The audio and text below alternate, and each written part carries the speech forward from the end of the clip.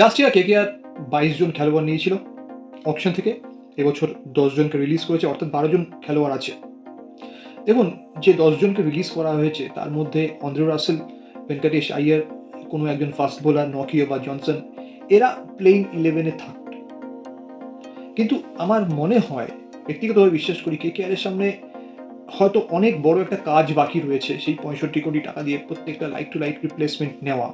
কিন্তু অন্যরকমভাবেও ভেবে দেখা যেতে পারে। বিদেশি উইকেট কিপার কেন দরকার?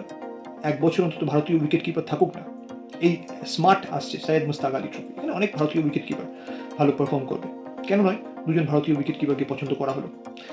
আমার ধারণা বা এটা করা উচিত বলে আমার মনে হয় যে রুভমেন পাওয়েলকে না 14টা ম্যাচ দেওয়া উচিত।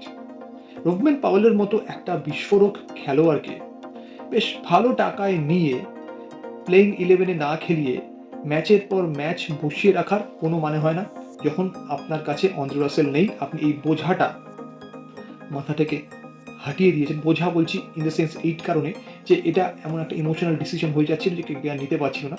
এনিওয়েজ, নেওয়া গেছে, সেটা দু তরফ থেকেই হয়তো হয়েছে। Rovman Powell deserve the playing 11। Cameron গ্রিনের জন্য কেকেআর যাবে, বোঝাই যাচ্ছে এত টাকা যখন রয়েছে, সুতরাং ক্যামেরন গ্রিনের জন্য যাওয়া যেতেই পারে। লাইক টু লাইক রিপ্লেসমেন্ট হয়ে গেল অন্দ্রে রাসেলের। কিন্তু আমার যেটা মনে হয়, ক্যামেরন গ্রিনকে যদি ওপেন করানো যায় অজিঙ্ক্য রাহানের সঙ্গে, তাহলে সেটা হবে সব থেকে ভালো। First down obviously Sunil Narine, সেক্ষেত্রে রুভমেন পাওয়েলের জায়গা হবে দলে। কেকেআরের জন্য এটাই গেম চেঞ্জার হতে পারে। আর অবভিয়াসলি কেকেআরকে ভালো ফাস্ট বোলার নিতে হবে, স্পিনার নিতে হবে ব্যাকআপ হিসেবে। এইগুলো কিন্তু টুর্নামেন্ট জেতাবে।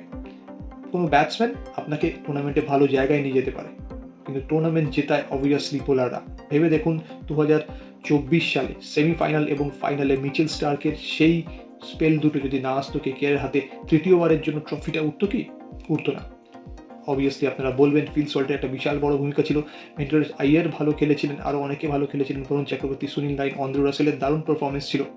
স্টিল লাস্ট দুটো ম্যাচ, পেনাল্টিমেট ম্যাচ দুটো খেলে নিজের প্রাইস ট্যাগকে সাপোর্ট করে গিয়েছিলেন মিচেল স্টার্ক। কেকেআরকে এরকম কাউকে খুঁজতে হবে।